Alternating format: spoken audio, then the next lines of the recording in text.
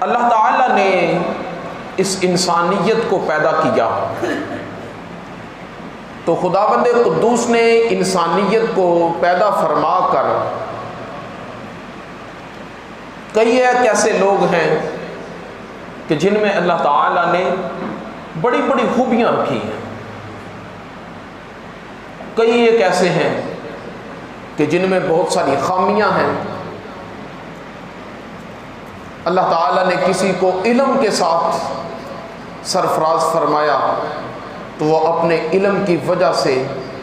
دنیا کے اندر معروف اور ممتاز جانا جاتا ہے۔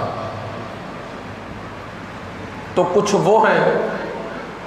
جنہیں اس کے علاوہ کوئی فن عطا کیا تو وہ اپنے فن میں اس اپنی قابلیت کے ساتھ اپنی اس فیلڈ کے اندر ایک ماہرانہ صلاحیتوں کے ساتھ وہ پہچانا جاتا ہے، اس کی خصوصیت ہے۔ تو جس کو بھی اللہ تعالیٰ نے جس فیلڈ کے اندر کوئی کمال عطا کیا ہے وہ اپنی فیلڈ میں اور وہ اپنے محکمے میں بڑی حیثیت اور اہمیت کا حامل ہے،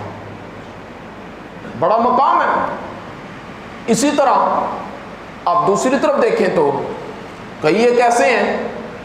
کہ جنہیں اللہ تعالیٰ کی طرف سے کوئی خوبی اگر نصیب نہیں تو ان کے اندر کئی خامیاں ہیں، ان کے اندر کئی کوتاہیاں ہیں، ان میں کئی قسم کی لغزشیں ہیں۔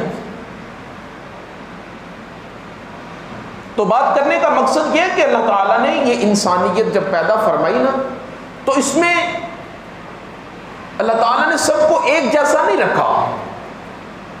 کوئی اعلیٰ ہے تو کوئی اس کے مقابلے میں ادنا ہے، کوئی افضل ہے تو کوئی اس کے مقابلے میں ادنا ہے۔ اب یہ چیزیں تو کائنات کے اندر ہمارے اندر موجود ہیں، اب اس سے ہمارے لیے ایک لمحہ فکریہ کیا ہے، غور سے سماعت فرمائیں، ہر کسی کے لیے یہ میسج ہے۔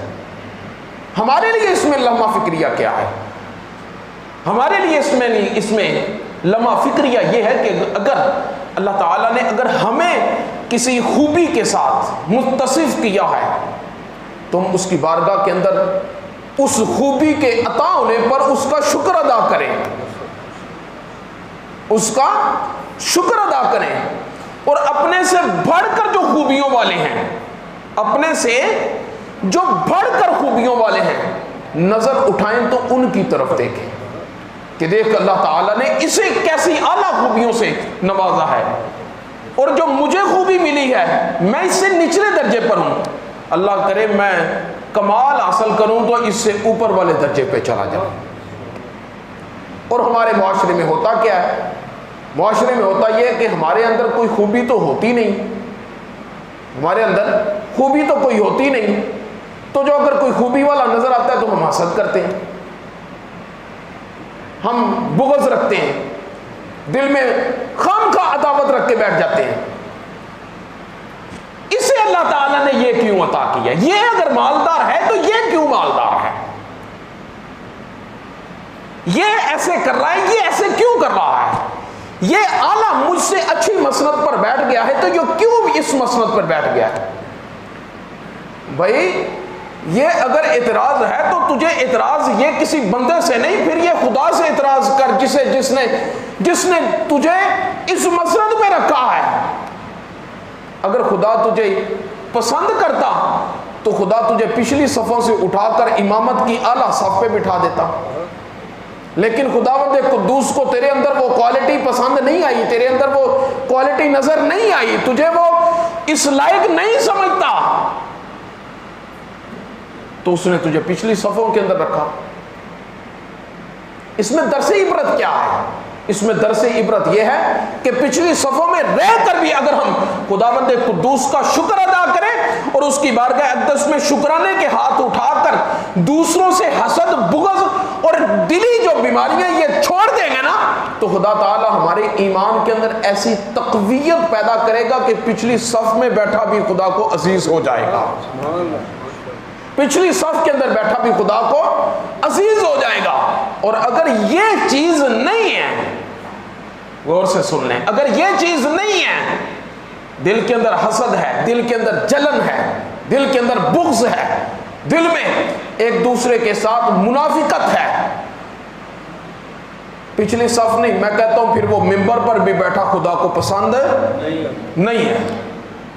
وہ مصلی کے اوپر بھی بیٹھا خداوند قدوس کی بارگاہ میں معزز نہیں ہے۔ یہ 2-4 دن کی زندگی ہے، یہ زندگی گزارنے کے بعد جب قبر میں پہنچنا ہے، میدان محشر لگے گا، پھر تو سب کے حال احوال ہر کسی کے سامنے منکشف ہو جانے ہیں۔ میں آج اگر یہ جبہ دستار پہن کر آپ کے سامنے معزز بنا بیٹھا ہوں اور آپ نیچے اور میں اوپر بیٹھا ہوں تو یہ تو 2-4 دن کی زندگی ہے، یہ سدا تھوڑی رہنا ہے، یہ تو میدان محشر لگے گا تو پھر پتہ چلے گا کہ معزز کون تھا، پھر پتہ چلے گا، پھر دل کی جو بیماریاں ہیں وہ ظاہر ہوں گی، پھر جو دل کی قدورتیں ہیں، جو ہم ظاہر کچھ ہوتے ہیں اور باطن کچھ ہیں، ہم کسی کے سامنے کچھ ہیں تو کسی کے پیٹھ پیچھے کسی کے کچھ ہیں، یہ ساری چیزیں ہم یہ دنیا کے اندر جو کچھ بھی کرتے ہیں یہ 2-4 دن کی زندگی ہے، 2-4 دن کی زندگی۔ خدا کی قسم میدان محشر میں ہر کسی کے حال ایک دوسرے کے سامنے عیاں ہوں گے، واضح ہوں گے، ہر کسی کو پتہ چلے گا کہ یہ دنیا میں ہم اسے جتنا معزز سمجھتے تھے، بھائی آج اس کی جب پکچر سامنے کھلی ہے تو یہ اتنا ذلیل انسان ہے۔ اور دنیا میں جو پچھلی صفوں میں بیٹھنے والے اور حقیر خود کو سر جھکا کر جو بیٹھنے والے تھے، جسے سمجھتا پوچھتا اور جسے کوئی کچھ نہیں سمجھتا تھا، جب اس کی عزت کے چرچے میدان محشر میں ہوں گے تو پھر پتہ چلے گا کہ نہیں یہ پچھلی صف میں بیٹھ کر بھی خدا کو سب سے زیادہ عزیز تھا۔ ان اکرمکم عند اللہ اتقاکم۔ اگر عزت کا دار و مدار دیکھنا چاہتے ہو تو دلوں کے تقوی میں ہے، پرہیزگاری میں ہے، خدا کے بندے بن جاؤ اور سیدھے راستے پہ آ جاؤ۔ کسی کی پیٹھ کے پیچھے کسی کی باتیں کرو گے تو کسی کا کیا نقصان کرو گے؟ اپنا ایمان ضائع کرو گے، اپنی نمازیں جو پتہ نہیں جو ہم پڑھتے ہیں پتہ نہیں اس قابل بھی ہیں کہ نہیں کہ خدا انہیں قبول کرے، اور جو پڑھتے ہیں وہ بھی ضائع کر کے چلے جاتے ہیں۔ کس طرح؟ پیٹھ پیچھے ایک دوسرے کی لغویات اور ایک دوسرے کی معروضات کر کے۔ لہذا سب سے پہلے ہمیں اپنی اصلاح کی ضرورت ہے۔